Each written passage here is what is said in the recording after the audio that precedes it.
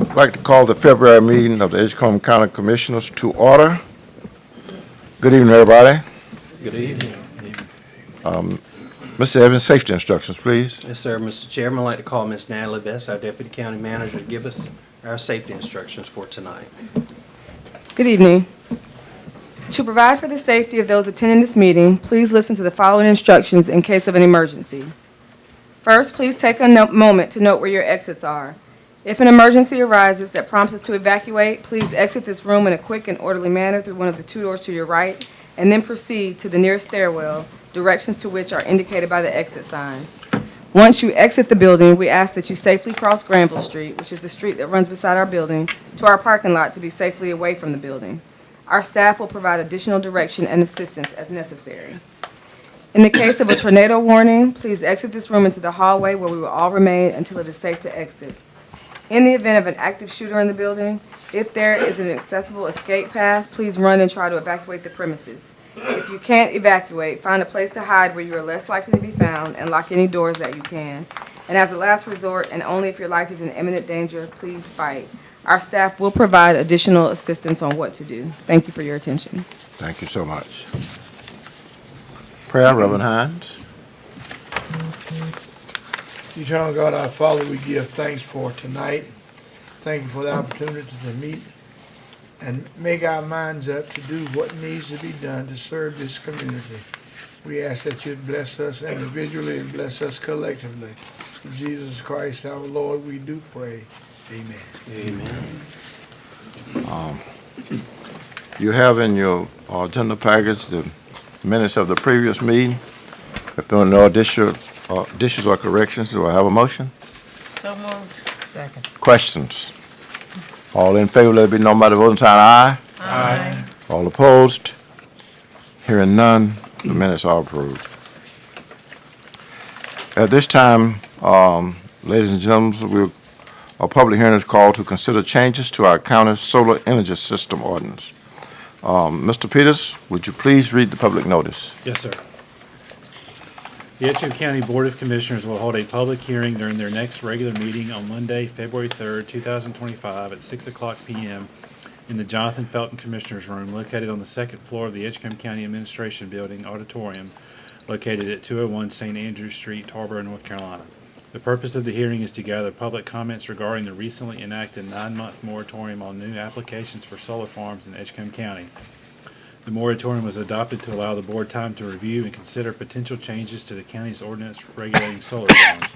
All interested citizens are encouraged to attend the hearing and share their thoughts, concerns, and suggestions on the matter.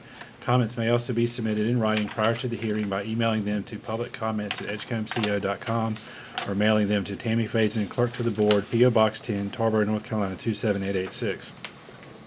Public comments received by mail or email before 5 o'clock p.m. on Friday, January 31st, 2025 will be read at the meeting. To review the county's current ordinance for solar energy systems, you may visit the county's website at www.edgecombecountync.gov.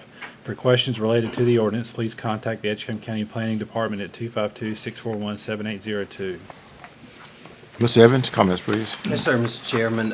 As Mr. Peters noted in the reading of the public hearing notice, the solar farm moratorium that you enacted a few months ago, you want to give yourself some time to consider potential changes to our solar farm ordinances or our solar energy system ordinances. You've gotten right much feedback over the last few months that we've had projects to come before us, and so I thought it was a wise move on your behalf to take the time to consider any potential changes. So as a part of this process, we would like to give the public opportunity tonight to make their views known if they recommend any changes to our ordinance as it relates to solar energy systems, and we certainly would welcome their feedback. Also, just to remind us all, including those that are here in attendance, that after tonight, we'll be pulling together a group of stakeholders to look through our current ordinances to consider any recommendations that may have been made by the board or any of our citizens, and to work towards drafting any changes that we might note we would recommend. Our ultimate goal is to, if there are any changes to be made, to bring those to you at your June meeting for consideration, and then to call a second public hearing in July to give the public the opportunity to comment on any recommended changes. So we're thankful for those who might be here tonight to make their views and ideas known regarding any potential changes. At this time, ladies and gentlemen, we'll call for public comments. If there's anybody that would like to make public comment now, please come forward and state your name and address for the public record. Please come forward, sir. Patrick Robinette, 412 Harris Acres Lane, Pine Tops. My name is Patrick Robinette. I'm a cattle rancher and a principal owner of Green Star Group LLC that develops, implements, and manages alternative waste and energy projects in the United States. In November 2024, the Commissioners unanimously approved a moratorium on solar farm permits in Edgecombe County to allow time to fully assess the long-term impact of these projects. And I believe the 2 permits you are considering should be included in this moratorium. At the end of this period, solar farms are deemed not in the county's best interest, then we must not commit the land represented in these permits. To do so would undermine the purpose of the moratorium and responsible decision-making. While solar energy is often marketed as a win for the economy and environment, the reality of Edgecombe County is much less beneficial. Many solar developers do not retain ownership but sell projects shortly after approval, leaving the county to deal with uninvested owners. Furthermore, solar leases, often up to 40 years, can be renegotiated midway, increasing uncertainty for landowners. Even more concerning, nearly 30% of solar farm leases in the United States have been terminated early, often leaving abandoned solar fields with no clear responsibility for cleanup. Economically, solar farms do not match the value of productive farmland. An acre of farmland in Edgecombe County generates $1,500 to $3,000 per year through direct agricultural sales, employment, and agribusiness activity. By contrast, an acre of solar farm land contributes only $300 to $500 in tax revenue and lease payments while creating few, if any, permanent jobs. Beyond economics, solar farms are inefficient in our region. Edgecombe County, according to NOAA, experiences just 111 days per year in an average of 4.5 hours of solar collection ability. Compared to desert locations, panels here receive 30 to 40% less sunlight annually than those in Arizona or Nevada. Thus, county revenue falls even lower than developers claim. If solar companies insist on building in Edgecombe County, they should consider alternative solutions that do not sacrifice farmland. A study found that rooftop solar reduced the energy burden for low-income households by $660 per year, while industrial rooftop solar can lower commercial energy costs by 75%. Solar canopies over parking lots provide energy while reducing urban heat. Floating solar farms can be installed on wastewater treatment plants, minimizing water evaporation while generating power. Highway medians are another viable option using underutilized space for energy production. I urge this board to uphold the moratorium and develop a structured plan that prioritizes economic growth without sacrificing our farmland. We must take a proactive, well-informed approach by forming a public commission that includes farmers, business owners, energy experts, and community leaders to evaluate solar's role in our county's future.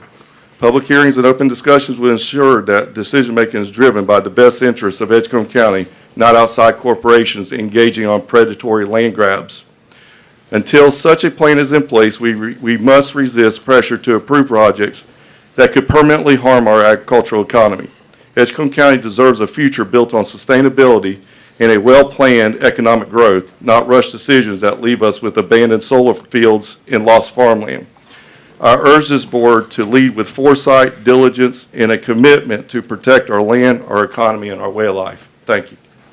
Any comments or questions for petition? Thank you, sir. Is there anybody else to speak?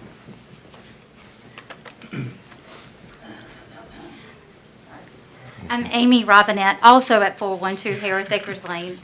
He in Pine Tops. My husband is definitely more the facts, and I hope what you'll hear from me is more the heart of the story. Good evening, Chairman Wiggins, commissioners, and members of the community. My name is Amy Harris Robinette, and I am a lifelong resident of Edgecombe County.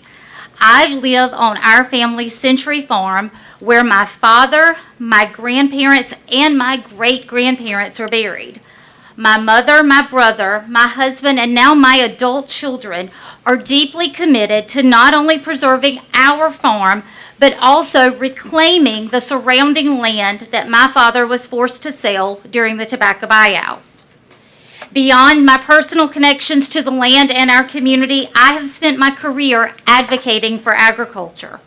I have served as the president of North Carolina's Agri-Women, the president of North Carolina's FFA Alumni Association, and I continue to work as a political advocate for agriculture and education on both state and national levels. I have been privileged to meet with some of our nation's top leaders at the White House, and next week I am leading a lobbying event in Raleigh to advocate for North Carolina's agricultural education industries. I share this with you not to boast myself, but to emphasize to you that I know Edgecombe County and I know agricultural policy, and I understand the impact that unchecked solar expansion will have. The solar companies targeting Edgecombe County are not coming here because our land is ideal for their production. They are coming here because our farmland is some of the cheapest in the state. We've all seen the letters that landowners receive, filled with financial promises designed to lure them in. But what happens next? These companies have the right words to convince landowners, many of whom are elderly or unfamiliar with the long-term consequences, to sign away their property. It's a predatory practice, no different than timeshare tactics.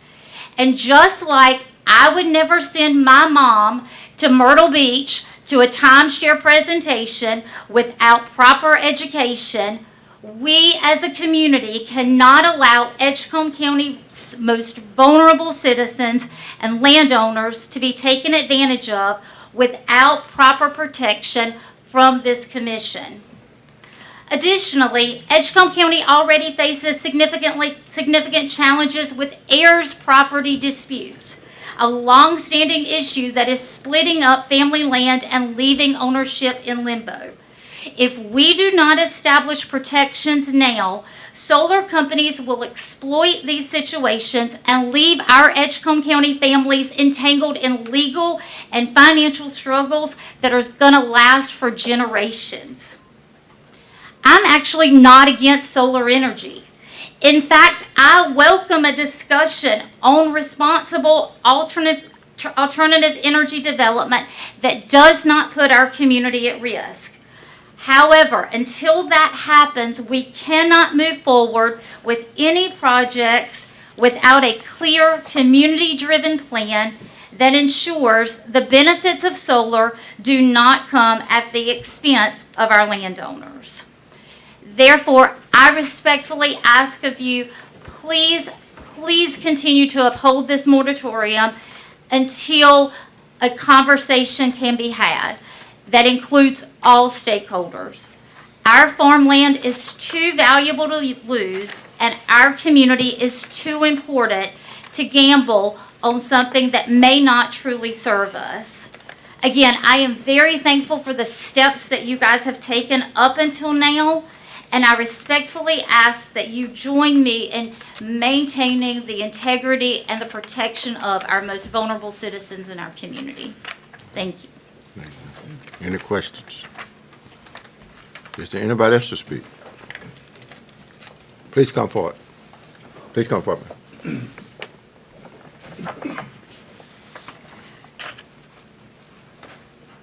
My name is Kathy Stallings. I live at 6541 Battleboro Leggett Road. I was here in December, and I had a presentation, and if you all still have the packet, you've got the information that I presented, and that is the solar is not a good deal for us because what Patrick and Amy have both said is everything that I have said before. Solar's not bad in itself, but yes, they've come to Edgecombe County because it's the cheapest land. They are coming, as Amy said, predators. They send you these letters. I got 2 in the mail this week. They're still looking for it. They're still calling. They want our farmland, And one of them said, oh, you've got vacant farmland, and I thought, where'd you get that from? You know, we're farming it. They see vacant as no houses. They see vacant as no solar panels. The problem is, the last time I came, I was told by a group, Bridge Solar as it was, that the county had a bond for getting rid of solar panel stuff. Guess what? They don't. They lied. The cleanup is going to be left to the landowners. They say, you can, what's the word, my brain's not working, but we can reclaim it, the reclamation. In what amount of time? If they have set those solar panels over viable cropland, and I'm sitting on some of the best cropland in Edgecombe County, but if they want to put those panels there because they're going to give us a deal, let me tell you who wins. It's not going to be me, even if the money's there. I've lost. But the county loses. Because who's going to wind up with the money? My family. Hang the rest of the county. There are no people to come in and run the solar panels. They are leasing our land. They don't own it. So they're leasing it. And if you start to look at these contracts, the landowner has no rights. Every time they run out of money, they shuffle it off. It's called a flipper. They shuffle it from one place to another. The last one, when I was up here, Clenera, they shuffled that off to Buffalo in the form of Tel Aviv stock market. The Tel Aviv stock market over there owns 90.9% of that company. 9.9% remains in Idaho. So how is that working for us? There's another one coming up, Bridge Solar. You've just heard me. Ampere in the United Kingdom has picked that up. If you look at the people on the Ampere website and are in the different places, it's kind of like looking like what the kids in the fraternities have, with all the pictures and everybody's got on ties. Most of these people are from India. I fail to see how Edgecombe County has to become something for India or these predators that are coming in. Oh, we need your money, we need your money, we need your money. I don't understand it. There is a place for solar, but right now where they want, right here in our area, and this is where it is. You saw the number of people that were here in December. The wildlife people are getting involved in it because what's going to happen is they are going to be putting fences around it. It's going to disturb the wildlife. When the wildlife can't go there, it's kind of like being in a city that has taken up the forest and things like that. All of a sudden, in a neighborhood, you got a black bear rummaging through a trash can. Right now, they stay where they're supposed to. But these people are not thinking anything out except their pockets. They care not for us. We are just in their way. Me in particular. Because when they hear my name, they want to run in the other way. I'm serious. I am like Amy and Patrick. Take a long time to think about this for us. You may not live where we do. You may not live right up the road. You may be in Pine Tops. You may be in Macclesfield. You may be in Tarboro. But they're coming after you. And whatever they do, it's going to be like a domino effect. And it is going to ripple. And it is going to clobber everybody. Because solar energy ain't as cheap as they make it out to be. Because right now the grid is overloaded and they're having to tap into solar. Our bills are going up, folks. Don't believe what they say. Do your homework. Look at and say, well, I don't know, this seems too good to be true. And there's that old adage, it seems too good to be true. It probably is. Thank you. Thank you. Do you have any questions? Any questions? Probably not. That's it, all I'm going to say. Is there anybody else to speak? Please come forward.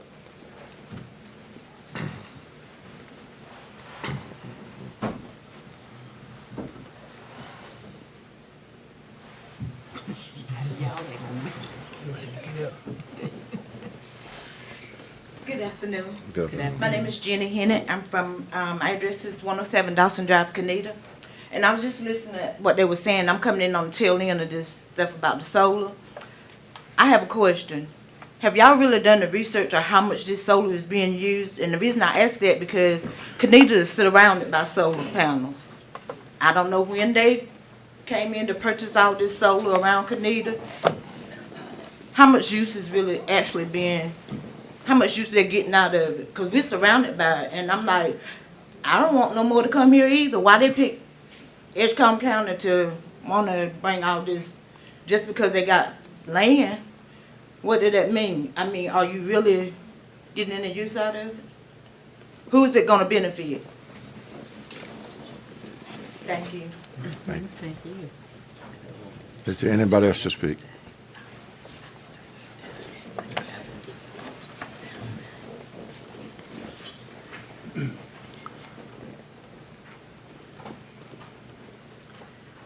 I'm looking at something that Mike Carroll from Craven County, a report that he gave. I'm just going to give highlights of it. A study by North Carolina Department of Environmental Quality shows that solar production sites between 25 and 50 acres contain up to 250,000 solar panels.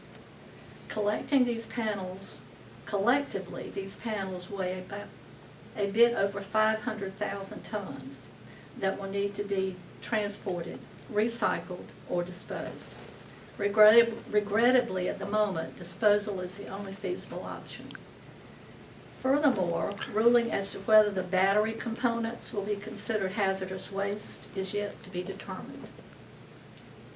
While the battery components are still in question, lead, selenium, copper, arsenic, silver, and cadmium compounds are known to exist within solar panels. These are considered hazardous waste and will need special care for disposal. And now remember with Planera, they said they had not removed any solar panels yet.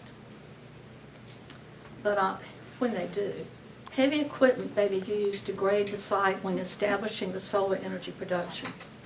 Also, trenches may be dug for wiring or drainage. These activities and heavy vehicle travel will disturb the natural soil structural properties and cause compaction. Deep tillage may be warranted for several years, but only if all the underground wires, supporting structures, etc. are removed when these solar panels are removed. In addition, nutrients will need to be replaced. Commonly, one argument to this statement is, and this is what Planera said, that the natural grass or ground cover should be fertilized during the period the land is in solar production. Transporting and spreading fertilizer will require specialized or small equipment. One should not expect to remove solar energy production and begin to immediately obtain a high yield of crops, as was possible prior to transitioning from farmland to solar energy production. And I read somewhere, but I can't find it in my notes, that once a solar farm is dismantled with all of this stuff going on, it takes about 5 years for it to become good cropland again. Oh, I'm sorry, my name is Renee Bennett, Renee Gorham Bennett. I live at 427 Northwoods Country Road. I have a 24-acre tree farm on Seven Bridges Road that was about to be surrounded completely by solar farms. Is there anybody else to speak? Well, just for the petitioners, if I'm, May I ask one question? yes, ma'am, yes, ma'am. Who are the stakeholders that you all speak about? You, Me? sounds like you can come to this meeting. Okay. You and the others that spoke, Well, I just want to make, And I- because all it says is stakeholders. and I'm just getting ready to make a comment on that in terms of, to make sure that maybe the clerk or somebody we're having stakeholder meetings in March to April. Mr. Evans, let me, go ahead and explain that. Yes, sir. So our goal is to bring together some of our team members but as well as interested parties like those who've spoken tonight, as well as those who are in favor of it, so that we can be sure to hear both sides. But certainly if those who spoke tonight are interested in being on that, we'll be happy to invite them. And I encourage you, those of you that spoke, to come to those meetings. It's not our intent. The two public hearings that we held, the two solar farms that we considered, when was that, December. in December, they were, their request was in before we did the moratorium. So statutorily, we had to consider those. So what's on our agenda tonight is we denied their request for Special use a permit. special use permit. So only on what's on our agenda tonight, we had to prepare orders.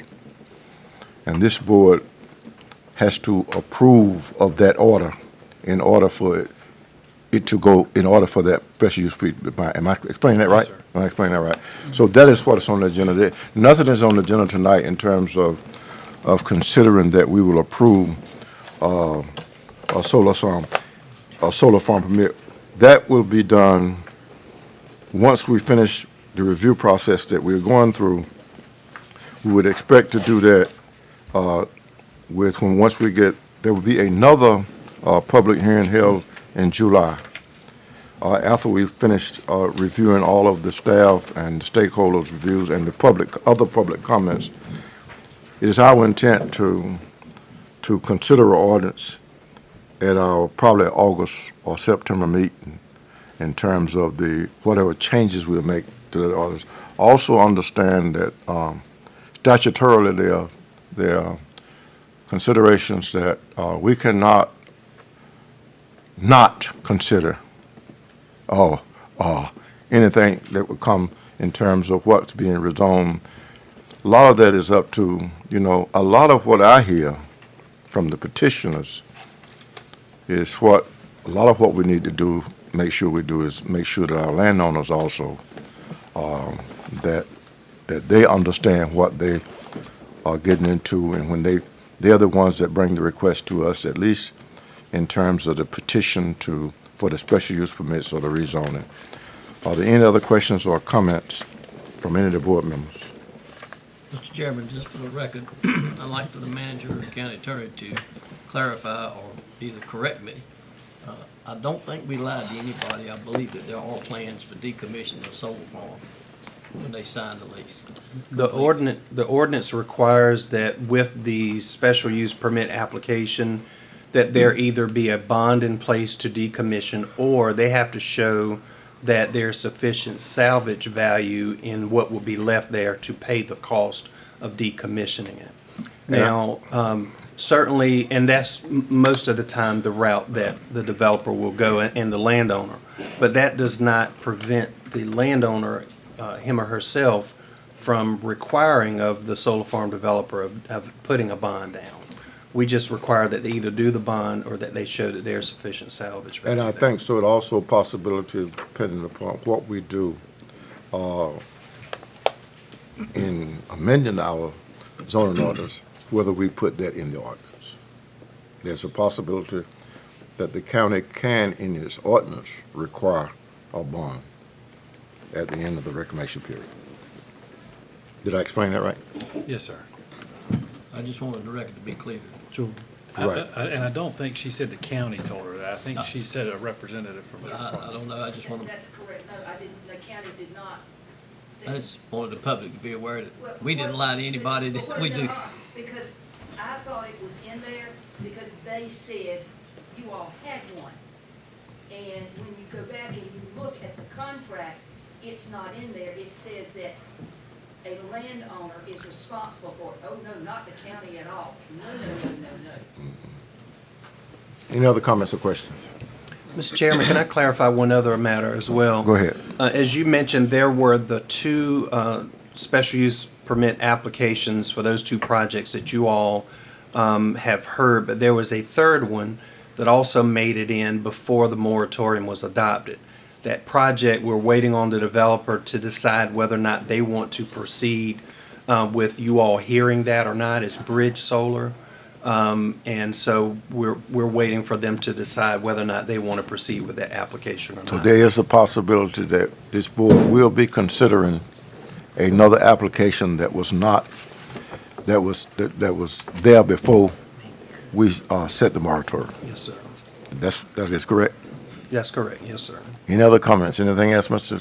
One recommendation for me, as everyone in the room heard a lot, we are not subject matter experts on solar farms.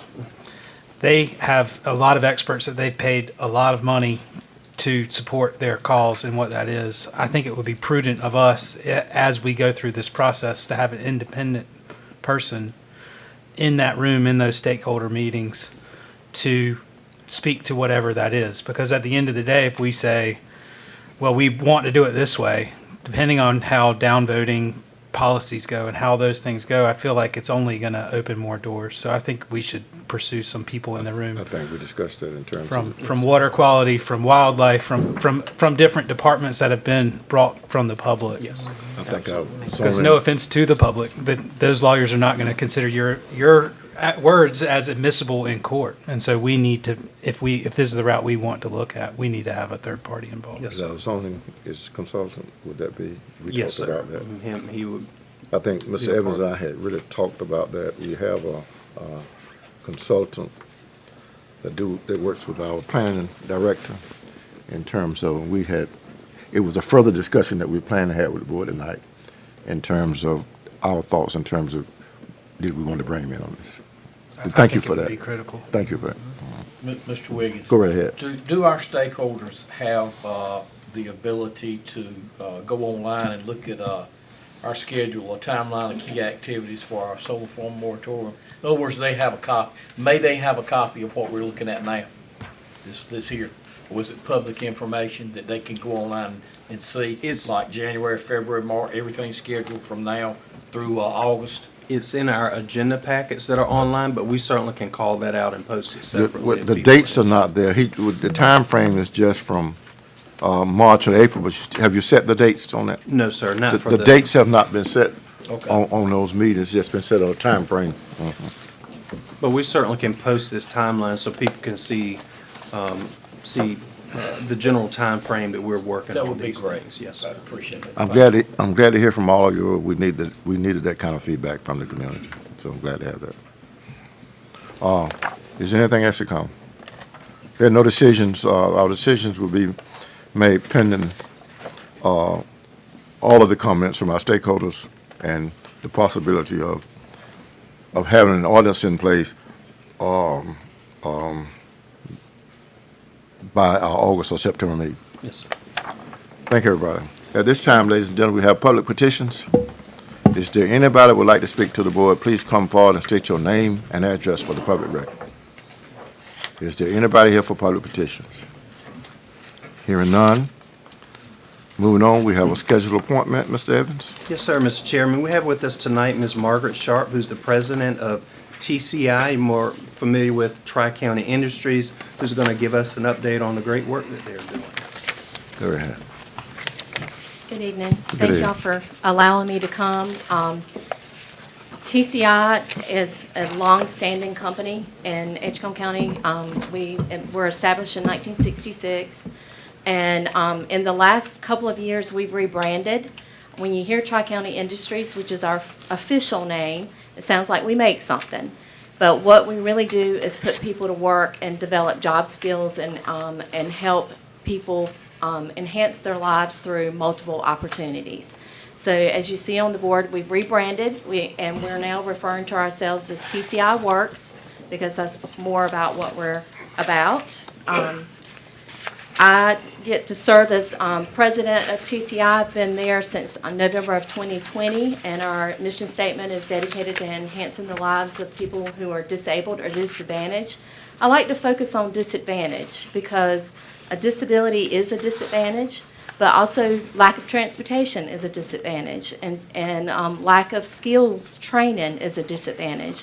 You do not have to have a disability to receive our services or to work at TCI, but we cater to those individuals. And so we work with individuals with work assessment, job training, job placement, And our mission is accomplished through partnership with local companies that are local as well as national companies, and doing small kitting jobs and services, small assembly work. I'm going to share a couple of, since 2020, we've expanded our businesses. A lot of you are very familiar because Edgecombe County has supported us with funding over the years, but we are a new place. We've rebranded, we've changed our services, and we're really tapping into providing resources. We've always provided resources to the community, but we're trying to shift it to really meet the needs of what our community needs right now in 2025. And so we're going to share a program that we've started. We serve in Edgecombe County, the pre-ETS, pre-employment transitioning services.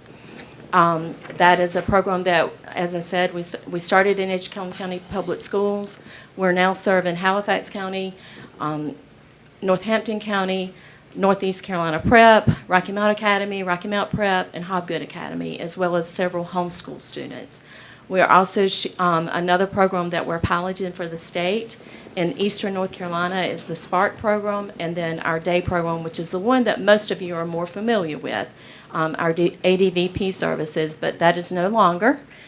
We now are funded, state funded through CLFS services, and those services are about community, living, facilities, and supports. So our pre-ETS team, our pre-employment transition services, we have a team of 6. We have a program director, and then we have a community coordinator. She functions in the capacity to make the connections for these high school students to go out in the community and see job opportunities and have work training and guest speakers, as well as our specialists who are the ones who go into the classroom and teach and work alongside with the students. What is Pre-Employment Transition Services? It is a program that we are sponsored through the local EIPD's office, which is formerly called Vocational Rehab. They have rebranded and changed their name. We partner with them. The students are identified that have an IEP or a 504 plan, so they have an identified need. And we partner with the schools to expose the students to job opportunities and workplace visits and job shadowing so that when they graduate from high school, they have a plan. We've exposed them to a variety of different options. We had a young man, he thought he wanted to work with small children. We did job shadowing, had him go into a daycare. He walked out that day and shook his head and said, nope, don't want to do that. How much would it have been for us to be able to experience those opportunities before we graduated from high school so that we could at least taste what we thought we wanted to do before we graduated? So the benefits of our pre-ETS services for the students is career exposure, including community outings. Our community coordinator, she takes them, we pick them up, we provide the transportation, we give them employment-based instruction, we help them practice with interviews and resumes and job applications, as well as work on workplace behaviors and social skills and self-advocacy skills. For the teachers, we work alongside with the teachers to provide them with IEP data, with their progress reports, and we provide additional services. This is a service that teachers don't have to provide in the classroom, and it's free of services to all schools because our funding comes through the EIPD office. Our next program that I would like to share is our Spark program. In our Spark program, we have a team of 7. It starts with our navigator, who is our director, and then we have an employment specialist, which is a fancy name for a job coach. We have 3 of those. We have a benefits counselor and a peer mentor, which is unique because our peer mentor has experienced life. He has life experiences with challenges that have presented to himself. So he works alongside with the clients. So with the Spark program, we are one of 3 agencies in North Carolina piloting this program. We are the Eastern North Carolina, then Wake Enterprise is in Central North Carolina, and then Chatham Trades is in Western North Carolina.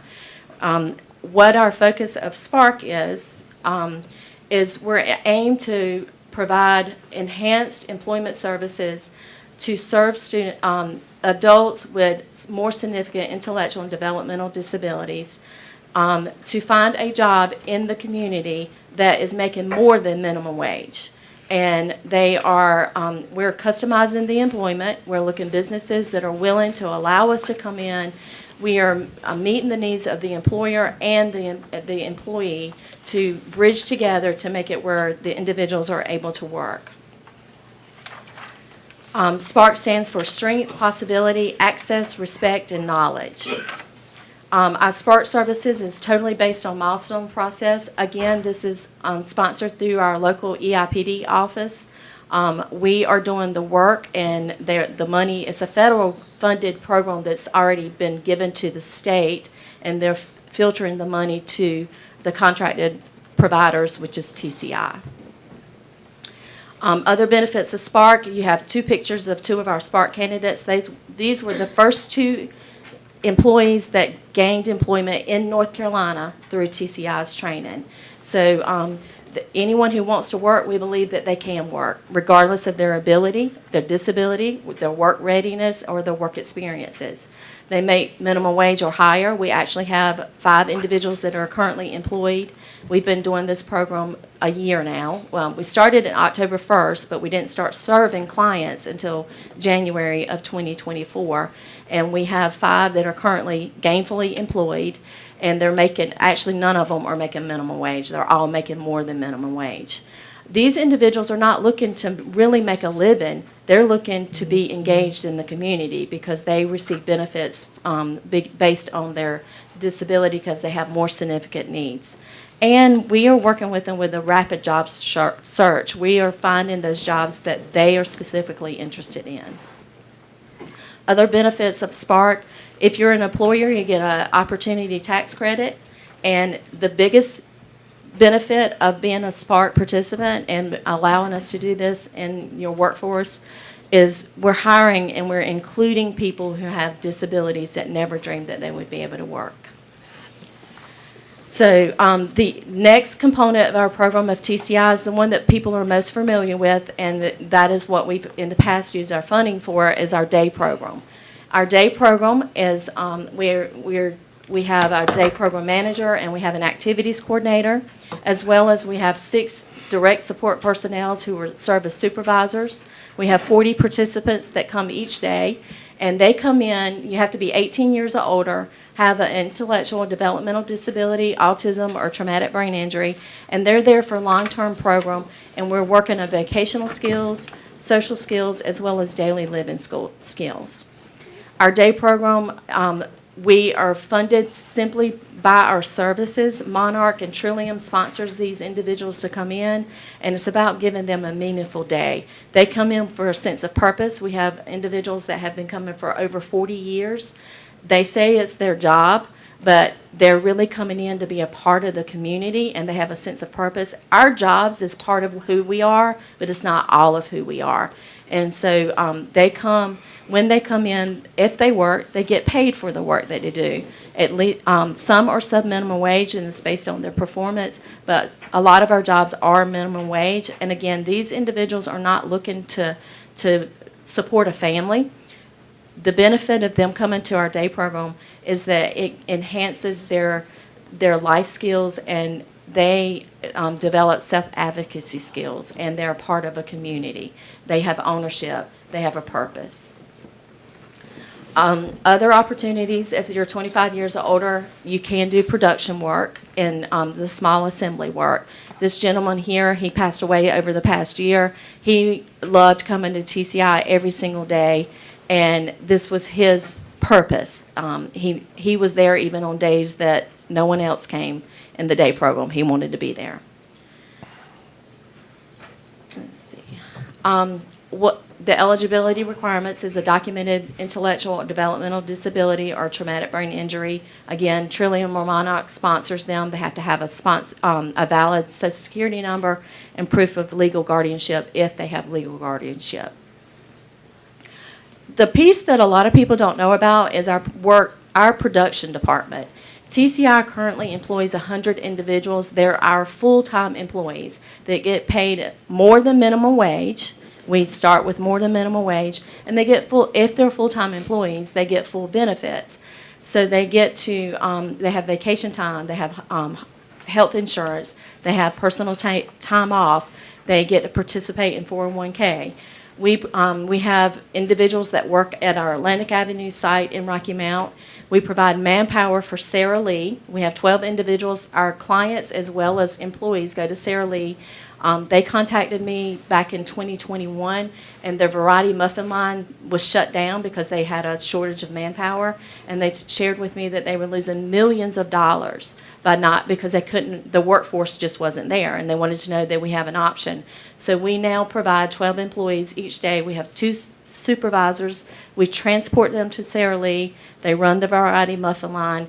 And the dynamics of Sara Lee's culture, their workforce have shared with us that we just shifted the culture, the inclusiveness and the empowerment of seeing the day in and the work ethics that our employees and clients have has just really shifted the way their employees feel about their workload. We also provide manpower at Cummins. We have 3 groups at Cummins that go in there to work. They're our employees, but they report to Cummins each day. And then we provide a group of 20 at DRACA, their employees.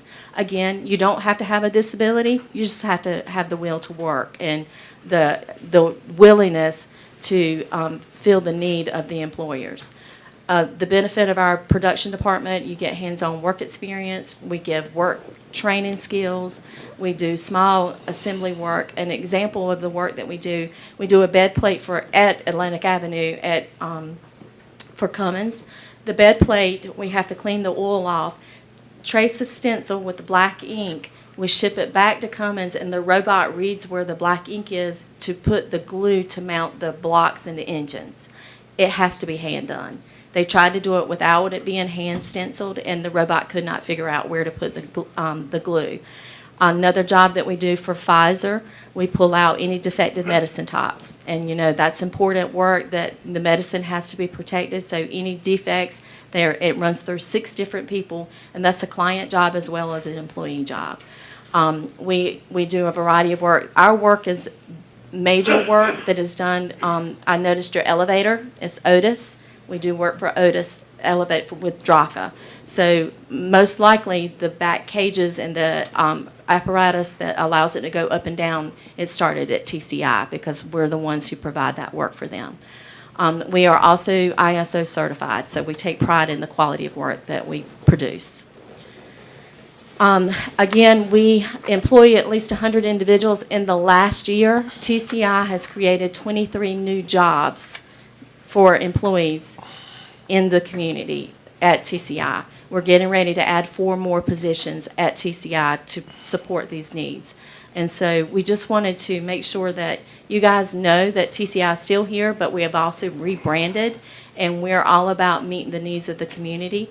We've partnered with the Digital Literacy Coalition that is in the community, and we're going to create a space that the instructors at Edgecombe Community College as well as Nash Community College can come in and teach those digital literacy classes so the individuals in our community has the skill set to go out and find jobs using a computer. And that was a need that we've been asked to provide, and we're willing to do that. We're starting a parent support group because our community do not understand what the resources are for their loved ones that have disabilities, and there are a lot of resources available, and they need to know about it. So we had a stakeholder contact us. So we're going to sponsor and starting our first support group meeting on February 8th on Saturday. So any questions? Any questions? I did. Go ahead. First, let me thank you for all that you do. Over the last 20 years, I've had several opportunities to go out there and see what your day people were doing. Now it looks like it's been very enhanced. I also work at community college, so we've had the opportunity to go out there to teach classes.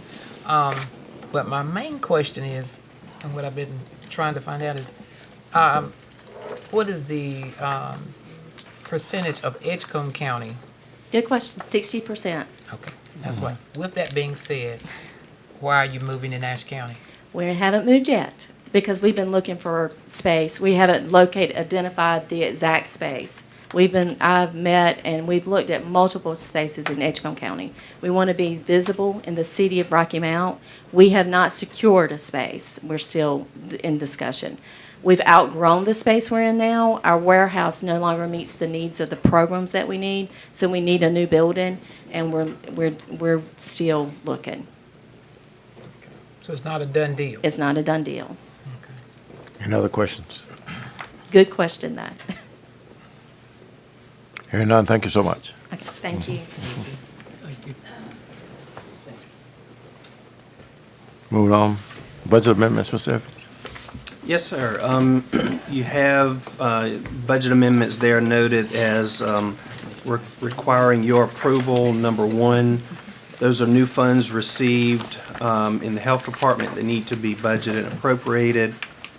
But budget amendment number two, we received insurance claim that needs to be budgeted and appropriated. Same for budget amendment number three. Budget amendment number four is to appropriate additional funds deposited in the paytail service as offered at the detention center. You also have an additional budget amendment. I would ask if you would to consider that. It's at your place. We've numbered that number 5. It's from the sheriff's office, and you'll see is moving from various lines within the sheriff's office to adding to other lines there. Had some discussion with the sheriff even earlier today. Made a few changes to that and recommended you approve that. The rest are for your information. Happy to answer any questions that you might have. Is there a motion to approve budget amendment 1 through 5? Yes, sir, 1 through 5. So moved. Second. Questions? All in favor, let it be known by the voting sign aye. Aye. All opposed? Hearing none, those budget amendments are approved. The next is consideration of memorandum of understanding, consideration to approve a resolution of accommodation for the town of Canita. Is it in the book? I don't think it's in the book. You have that? It's a copy in your agenda packet, and here's I didn't see it. Here's the one. I didn't see it. I'm gonna ask Mrs. Harris to read this. Do we have members of Canita? I'm gonna ask you, please come forward and ask Ms. Harris to present this to you. Read it, Ms. Harris, and go ahead and make it.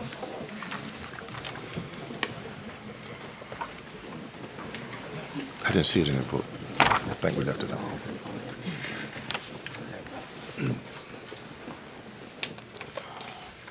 Edgecombe County Resolution commending the town of Canita on their town improvement efforts and recent ribbon-cutting ceremony. Whereas the town of Canita continues to demonstrate outstanding commitment and dedication to the growth, development, and improvement of their community. And whereas the recent ribbon-cutting ceremony for their town hall marks an important milestone in the town of Canita's ongoing efforts to enhance its infrastructure and services for the benefit of its residents and visitors. And whereas this ribbon cutting symbolizes the collaborative spirit and determination of the town of Canita to create lasting, positive changes and a vibrant future for all who live in and visit the community. And whereas the town of Canita serves as an example of civic engagement and perseverance, inspiring other communities to strive towards similar accomplishments.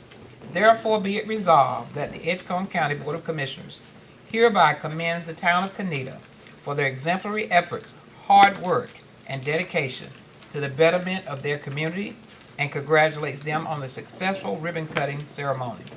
Be it further resolved that the Edgecombe County Board of Commissioners extends its best wishes to the town of Canita for continued success in all future endeavors and for the continued prosperity and well-being of its residents. This the 3rd day of February 2025, signed by our chairman, Leonard Wiggins, attested by our clerk, Tammy Faison. You make a motion to approve?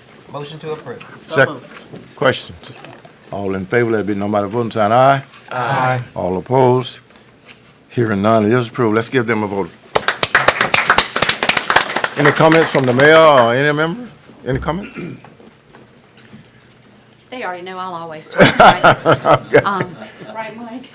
Introduce everybody to it. Yes, and first of all, we thank you all so much. It's quite an honor, and we were just really excited when we found out about this, and we have been working hard. We have 2 brand-new board members as of January that were appointed, so in case you haven't noticed, we are the first all-ever female board. I have to point that out. The good old boy gone? Get her done, get her done. So, I'm Delane Bryant, I'm the mayor and town manager. I'm Monica Worsley, Commissioner. I'm Coco Paramore, Commissioner. Shanika Knight, Commissioner.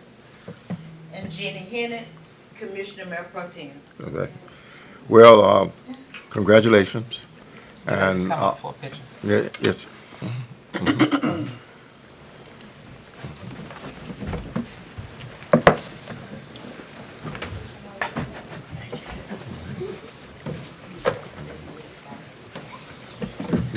position.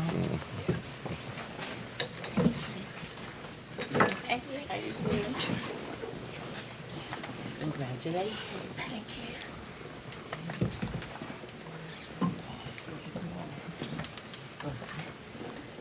Here, you new girls hold that. How about that? If you can see it over here. Hold it, yeah.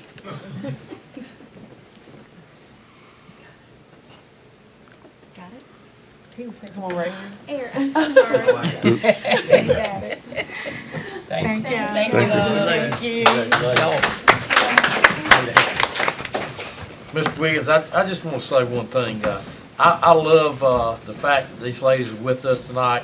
I love the fourth whereas, especially want to note that, whereas the town of Canida serves as an example of civic engagement and perseverance, inspiring other communities to strive towards similar accomplishments.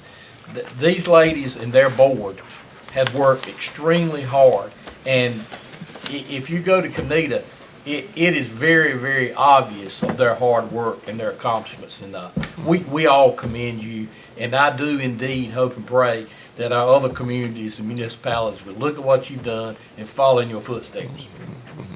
And I'll say what this, I don't know what it is we can do as a county, but you need to ask anyway, okay? Ask, come to our manager and ask, and those things that we can do, we certainly. I'm Ted Mayo, the mayor of Charter. It's taken us 3 or 4 and picking him and my oldest niece up from preschool.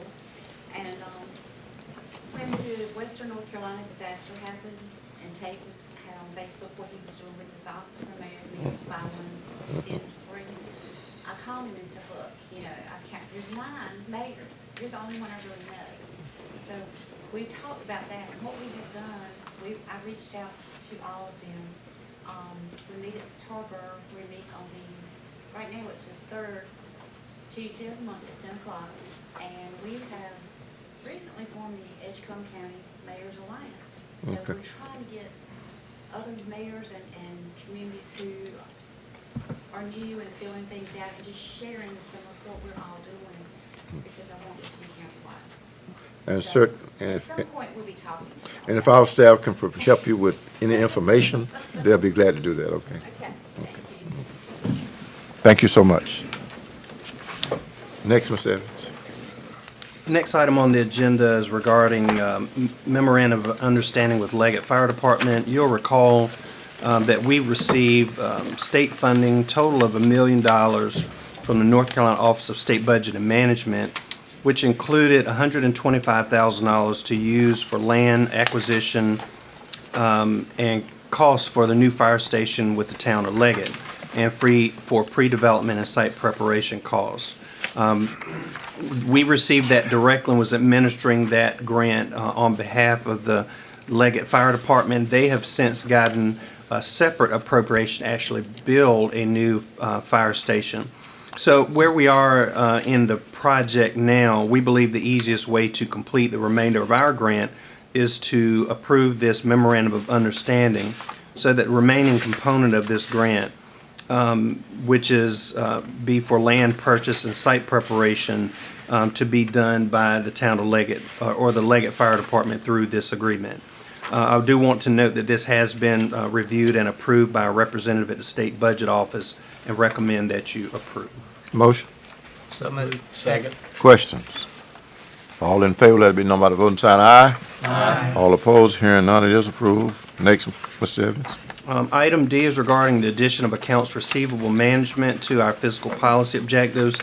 During the recent audit presentation, the auditors recommended that management regularly review and write off accounts deemed uncollectible. Currently, practices for managing accounts receivable vary across departments, leading to inconsistencies. To address this, we propose adding Section 2.5, Accounts Receivable Management, under Fiscal Policy Objectives in the Edgecombe County Fiscal and Procurement Policies. This addition will formalize a consistent approach across the county and align our practices with statutory requirements. I request that you approve the addition to our policy as presented. Motion, So moved. Second. questions?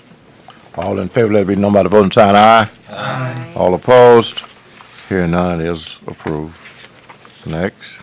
As you've mentioned earlier, Mr. Chairman, the board had taken action back in December on 2 special use permit applications. The first here in your agenda packet is from Bright Leaf Solar. As you'll recall, the board did not approve their special use application. Part of the process is developing the order, which basically spells out the action that you took and the reason for that action, which your action was not to approve it.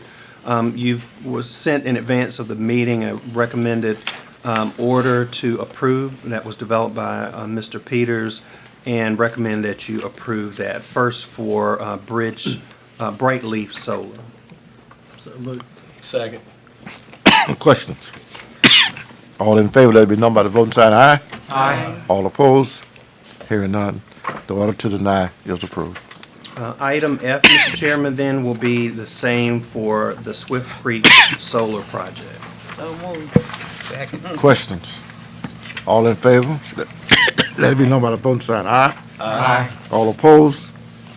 Hearing none, the motion to deny is approved. Next. Item G is regarding our solid waste permit policy. Presented for your consideration is an updated solid waste permit policy. The main highlight of the updated policy is the change in the active permit dates. The prior policy stated that solid waste permit was an active permit for 2 years from January 1st through December 31st. The updated policy moves the active date to March 1st to February 28th. This change in date allows for our tax office to produce a more accurate and active mailing list when distributing our permits, and I recommend that you approve the updated permit policy as presented. Motion. So moved. Second. All in favor? Aye. All opposed? Hearing none, the motion is approved. Just a reminder to the board, we are in the process now of reissuing those permits, so if you get any questions from your constituents, please don't hesitate to reach out to us if we can help to answer those.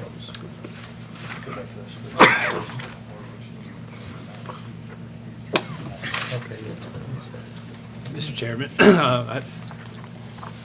going back to the second order denying the special use permit for Swift Creek Solar, Ms. Powell, you may remember you were recused from participating in that hearing, so I think probably best if you similarly don't vote on this order. My bad. Okay, I'll let after me. So do we need to bring that one back? Yes. Okay. I make a motion to excuse Ms. Powell from voting on the order for Swift Creek. No, second. Got a motion and a second. All in favor? Aye. Any questions? Same sign. It is approved. Okay. So then we'll have a. So then revote. All Make right. a motion to approve that recommendation from the county manager, for Swift Creek. Second. Got a motion and a second. All in favor, say aye. Aye. Any opposed? Same sign. Okay, now did we need to do the same thing for Bright? No, she participated. Right. Okay. Thank All you. right. Sorry about that. Thank you for pointing that out. All right. I got excited. Okay. All right, so we're in J. Item H. H.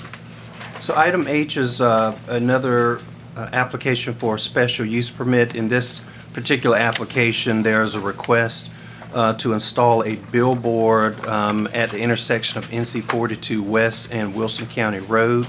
There's a map to indicate the location of that in your agenda packet. Again, as this being a special use permit, it does require a public hearing, so I recommend that you call for a public hearing to be held at your March meeting. So moved. Got a motion? Second. Motion is second to call our public hearing for March 3rd. All in favor, say aye. Aye. Any opposed, same sign. Okay. Aye. And item I is another application for special use permit. This is an application for a retreat center and wedding venue. They also will provide overnight camping and event parking. This is located at the corner of Howard Avenue Extension and McNair Road, just west of Tarboro. And this requires a special use permit and, excuse me, and a public hearing. So recommend that you call for that public hearing at your March meeting. Is there a motion? So moved. Second. Questions? All in favor, let it be known by the vote saying aye. Aye. All opposed? Hearing none, it is approved. Next. Item J is regarding our Eagles Road Waterline Extension Project. As you'll recall, the North Carolina Department of Environmental Quality has made funds available to us through their Viable Utility Program in the amount of $1,126,850 to construct a waterline extension along Eagles Road. This is generally southeast of the town of Pine Tops. Bids were opened on January 16th, and Busco Contractors Incorporated was the low bidder with the amount of $522,800. Before you is a recommendation of award from the Wooten Company, certified bid tab, and a notice of award to Busco Contractors Incorporated. The approval of the notice of award is contingent upon initial approval by you tonight and subsequent approval by the North Carolina Department of Environmental Quality, Division of Water Infrastructure. I recommend that you approve the enclosed notice of award contingent upon North Carolina Division of Environmental Quality approving it as well. Motion? So moved. Questions? All in favor, let it be known by the vote saying aye. Aye. All opposed? Hearing none, it is approved. And item K is regarding right-of-way agreement with Dominion Energy. Dominion is making preparation to install the infrastructure needed to provide power for Natron Energy's manufacturing facility at Kingsborough Business Park. Part of that preparation includes securing the necessary right-of-way. Therefore, for your consideration, there is attached a right-of-way agreement with Dominion Energy as well as a map showing the location of the proposed right-of-way. I recommend that you approve the right-of-way agreement as presented. Motion? So moved. Second? Questions? All in favor, let it be known by the vote saying aye. Aye. All opposed? Hearing none, it is approved. Next. You have some recommendations for appointment to our Human Relations Commission. Excuse me, as you'll recall, we had noted we have seven vacancies. You have 4 names that are presented to you tonight. That's Ms. Brandy Page Chappelle, Brianna Storm Baker, Abby Lane Ochoa, and Lydia Hillslop. Is there a motion to approve? So moved. Second? Second. Questions? All in favor, let it be known by the vote saying aye. Aye. All opposed? Hearing none, they are approved. After list and releases for review, anything to be brought to the board's attention? No, sir, Mr. Chairman, but happy to answer any questions that you might have. If not, is there a motion to approve? So moved. Second. Questions? All in favor, let it be known by the vote saying aye. Aye. All opposed? Hearing none, it is approved.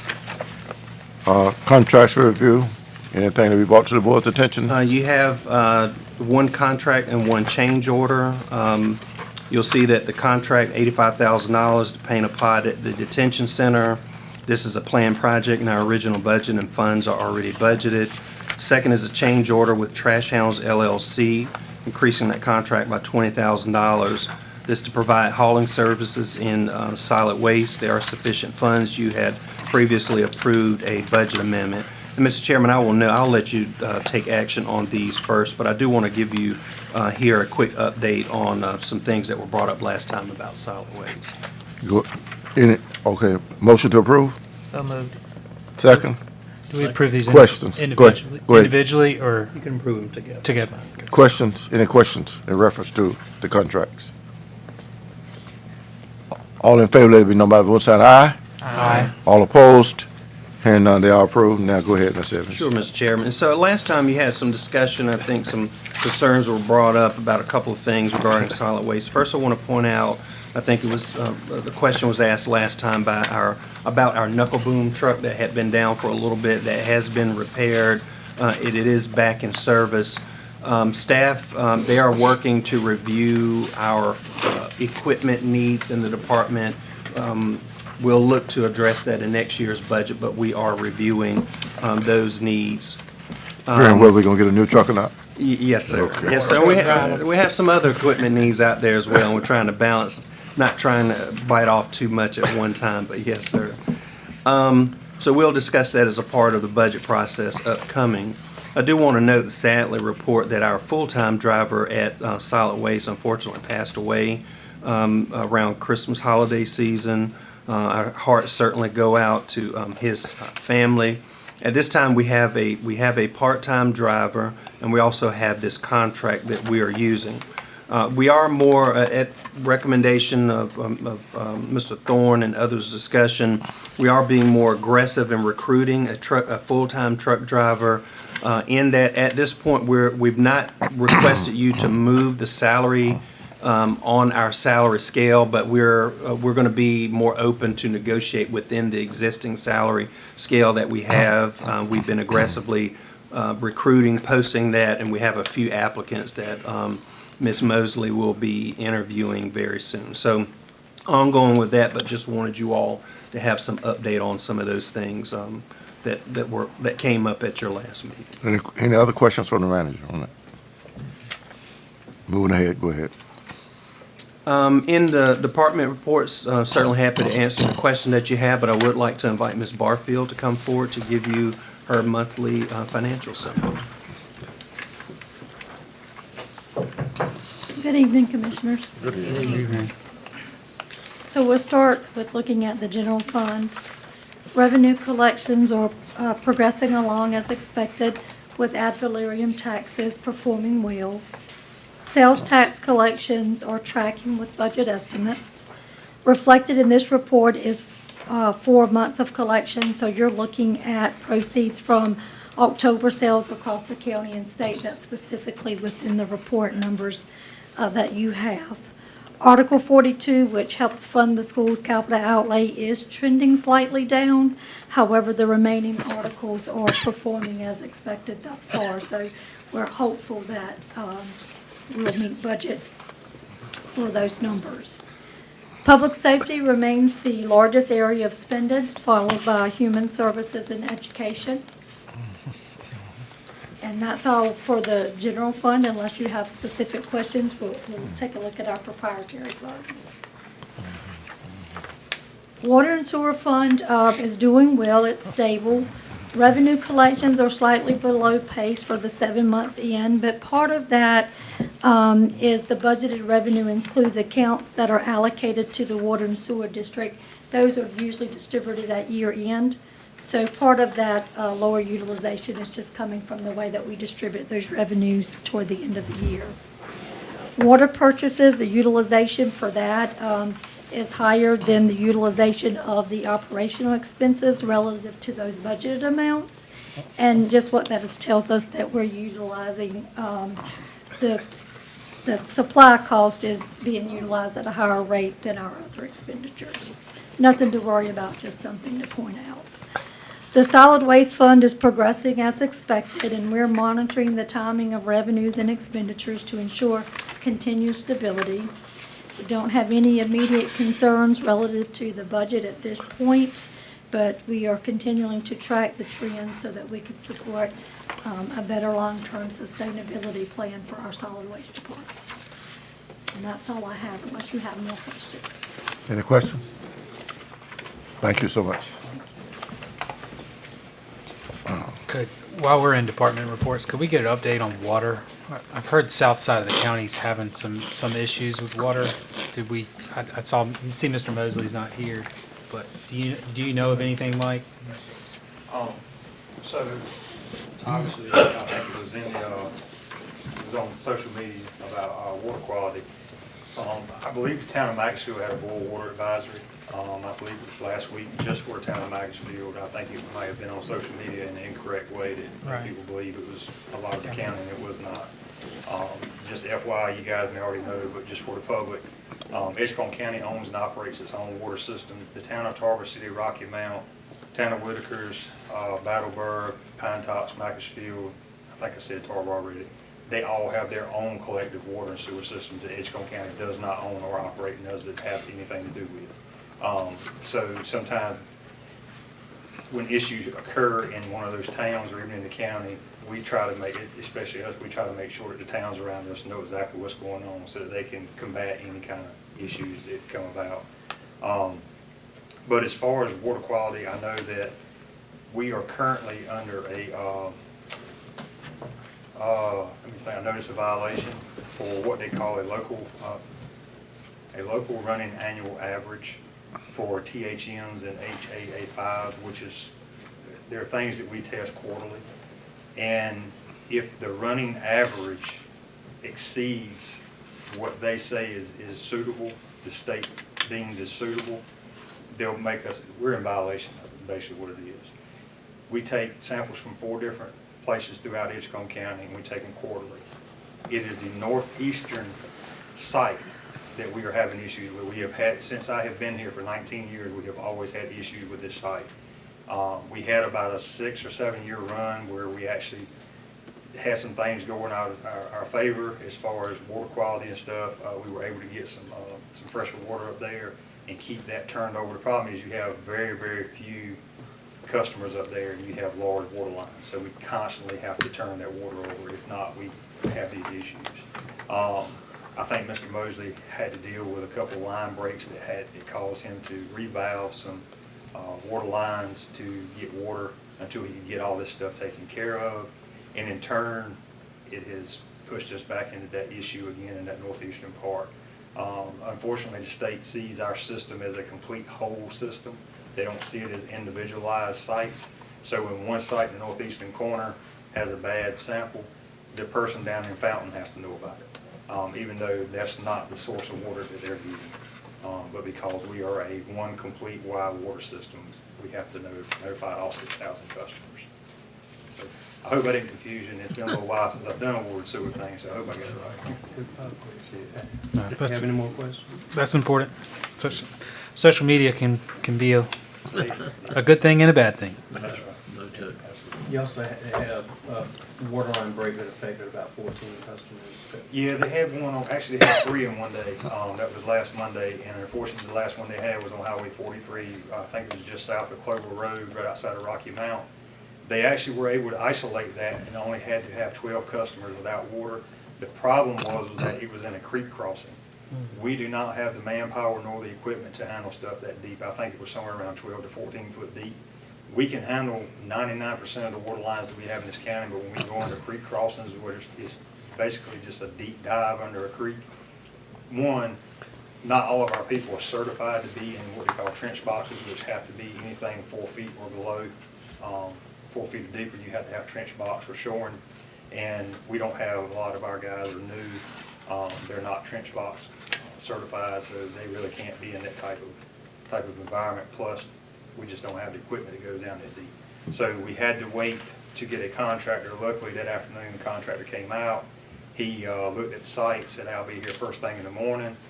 Our staff went door to door to all 12 customers, knocked on the doors, and if they weren't home, they hung flyers to let them know what was going on, what was happening, and why. Which, to me, I think they're to be commended, because that's kind of, to me, going over and beyond what we typically do in certain situations. Of course, it's normally not that small of a customer outreach as that, but I thought they did a really good job of getting the water back up and on as quickly as they did. While you're standing there, can you give me an update on Princeville's fire hydrants that I've got a complaint about? Are you supposed to be replacing some? Yes, ma'am. So there was 14. So this kind of goes back almost a year. We've known about it for close to a year. The problem was that we knew there was 1 or 2 that were out. We didn't realize it was 14 until we came in and we had a system-wide or town-wide. Yeah, you know the term I'm thinking about. We looked at the whole system out there. I'm just at a loss of words. That's when we were told there was 14 hydrants that were without service, or we had issues with them. It wasn't that they necessarily all didn't work. They just didn't work at what they needed to work at. So in other words, if the fire department was to have to go and hook up to them, they would not get the necessary flow they need, and thus they needed to be taken out of service. Each hydrant, to replace it, which most of them need anyway, you're looking at anywhere between $1,500 to $3,000 per hydrant. So it ended up being a $132,000 project. Luckily, there was funds, contingency funds left in the District 6 project. We asked USDA could we use some of those funds to replace those hydrants. And they obliged, they said, yeah, absolutely, you can. So we went through the bidding process because it was over our threshold, even though USDA did not require it. Our policy does. So we went through the bidding process, and the lowest bidder was 132,000, I believe it's 132.8 or something like that. They have, you approved that contract at the last meeting. From my understanding, they were, as soon as they got that contract back, they started ordering hydrants and ordering parts. There's still that lull, I believe, of being able to get materials, having materials readily available. But I believe they have started. I'll confirm that with Mr. Mosley tomorrow. I have not talked to him all since maybe the middle of last week, but I'll confirm that tomorrow night and let you know. But I think they have started. I mean, I know we're not towns in Los Angeles, but I don't want us to be hanging out there and something should happen. And it's the county who's in charge of the water system over in Princeville. Okay. And I will, to that note, is most of the time when there is a fire, even when we had the unfortunate fire in QVC, a lot of the trucks that show up that we have in our area are tanker trucks. Okay. So they bring the water with them. So if there is an unfortunate structure fire or something like that, when the fire department show up, there's usually 2 to 3 tanker trucks on site. They will leave there and then go back and typically fill up. There, I want to say there's somewhere close to 90 to 100 hydrants inside the town limits. Okay. I might be off that number by a little bit. I'm trying not to give out education, but obviously, I love water and sewer. A little bit of a background. So typically, when you go out into a county, hydrants are anywhere from 500 to 1,000 foot apart. That's just so we can have it sectioned off. When you get into towns, they're a lot closer together. So to say one is out on a street, there could be 3 or 4 extra other hydrants on that street within close proximity that they can go to immediately and fill up from. So. Okay. All right. Any other questions? I just want to make a comment that you might want to pass on, Mr. Moser. I commend his department highly, being a consumer and a resident of the very south end of the county. In our last bill, we got an explanation of what's going on countywide water, and we appreciate that. Yes, sir. And I will say the notice that you got, unfortunately, it can't be our language. It has to be the state's language. Right. They have a form that we have to just put our information in, and they will not allow us to change the wording on that. And unfortunately, there's a lot of words on that page, and the first paragraph they have, which is what I'm guilty of only reading the first paragraph and not the rest of it, it scares you to death when you read it. Yeah. Because the first thing it talks about is boiling your water. It talks about if you're pregnant, you could be at risk of cancer and stuff like that. And if you read through the report, you find out that it's just letting you know all the facts, but in fact, we're on top of it. It's not, had it been a major issue, we would have sent out a boil water advisor or something immediately. One more question. Is the billing cycle for all of our water customers the same, the 15th? Yes, ma'am. Okay. Any other questions? Thank you. Now, where are we, Mr.? So we're at manager's report. Go right ahead. It's not there on your agenda, but I do want to give you an update on Charters of Freedom. You'll recall that's the organization that made a presentation, and we agreed to work with them to set up that. They don't call them monuments, but set up displays of our founding documents. We decided they will be, at the courthouse. To the right side of the courthouse if you're facing it.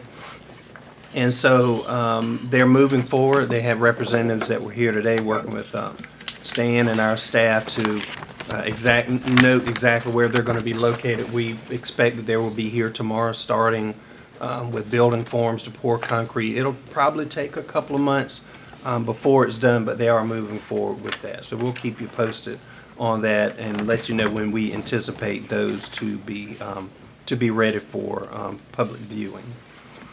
Other things there under manager's report that I will note. You see an update on our Getting Off the List initiative.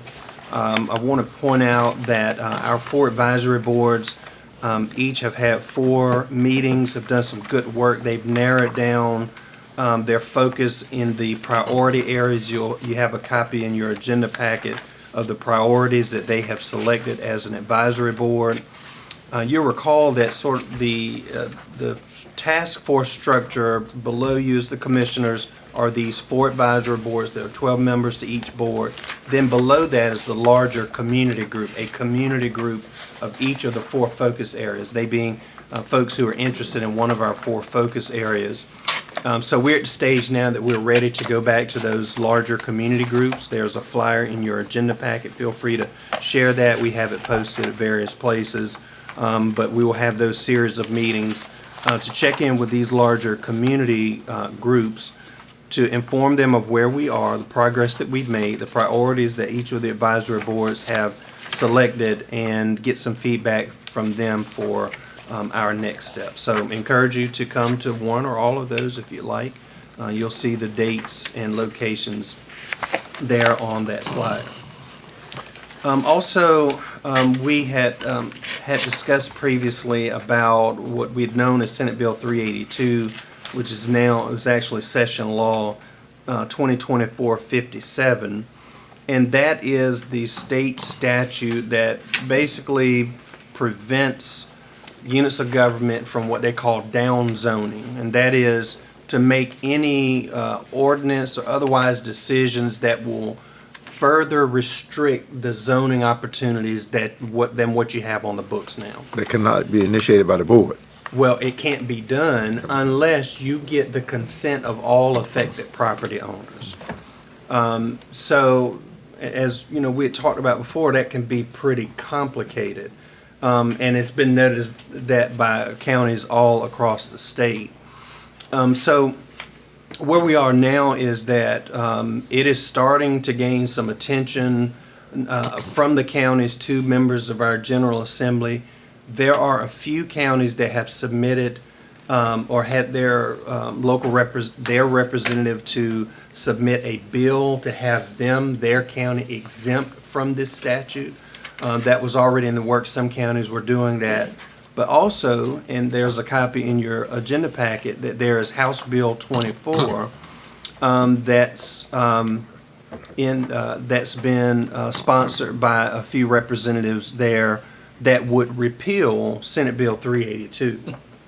Now, what we've gotten from representative from North Carolina Association of County Commissioners, there seems to be good support in the House to approve this that would repeal Senate Bill 382, but it's somewhat divided on the Senate side. So I guess I wanted to ask for your thoughts on next steps. We could have, if you want to have a work session where we can talk about this more in depth. We could have our staff, Mr.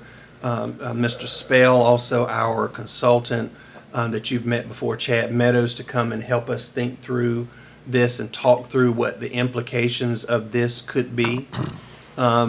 If you want us to work with our representatives to submit a local bill like other counties have, we have a deadline of the 13th for that to be submitted. If you want to have a work session on this, I recommend that we do that before the end of this week. You have to give notice, at least 48-hour notice, if you're going to call a special meeting. But just want to see where the board is on that, and if you want to have a... I recommend we ask our local delegation to ask for an exemption. Okay. I'd second that. Yep. Do we need a motion on it? It won't hurt.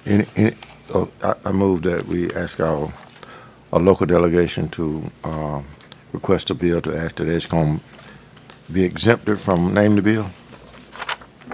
Exempted from the Senate Bill 382. Senate Bill 382. Is there a second? Second. Questions? All in favor, let it be known by the voting sign aye. Aye. All opposed? Hearing none. You got your orders on that. All right. We don't need that work session. Okay. Okay. Additionally to that, just making sure that our lobbyists are, and our delegation is pushing for House Bill 24. Absolutely. Right, Yes, sir. right. That's just in case if we don't need it, Right. exemption, okay.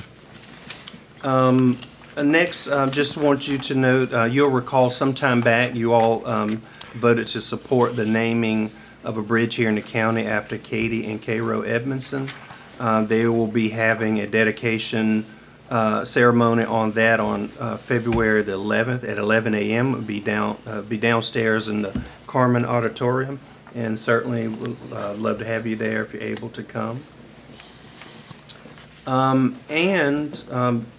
One other thing I want to mention is not on the agenda as well. I want to recognize Commissioner Harris for her recent accolade that she received she received the President's Volunteer Service Award. So I want to say congratulations to Commissioner Harris for that. Congratulations, Ms. Harris. Thank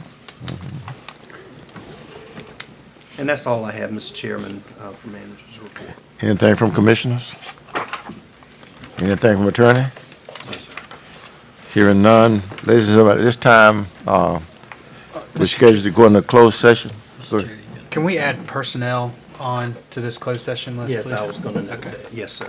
And Mr. Chairman, if I could go ahead and add for closed session, not only for economic development, but for attorney-client privilege, which is North Carolina General Statute 143-318.11A3. Also for personnel, which is North Carolina General Statute 143-381.11A6. So we ask for economic development and personnel. Attorney-client Attorney- privilege and personnel. Motion? So moved. Second. Questions? All in favor, let it be known by voting sign aye. Aye. All opposed? Hearing none. Ladies and gentlemen, at this time, we'll be going into closed session. Thank you for an excellent meeting. Thank you. Hey, hold it. Anybody got any questions out there? Thank you so much. Okay.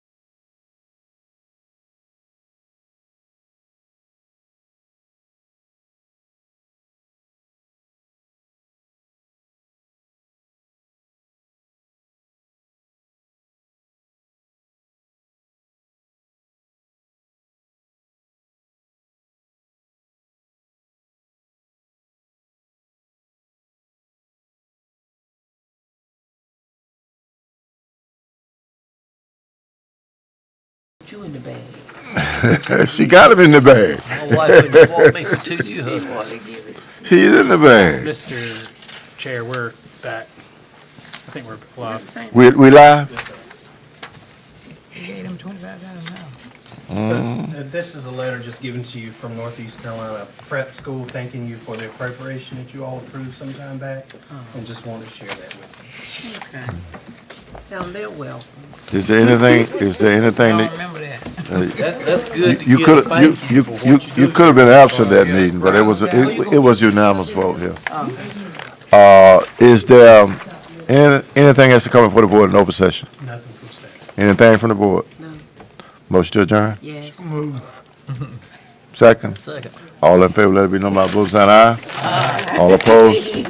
Hearing none, we stand opposed. You gotta give me just a few minutes. I gotta sign some things, okay? You want me to keep? I can. That's up to you, or you wanna wait? I'll wait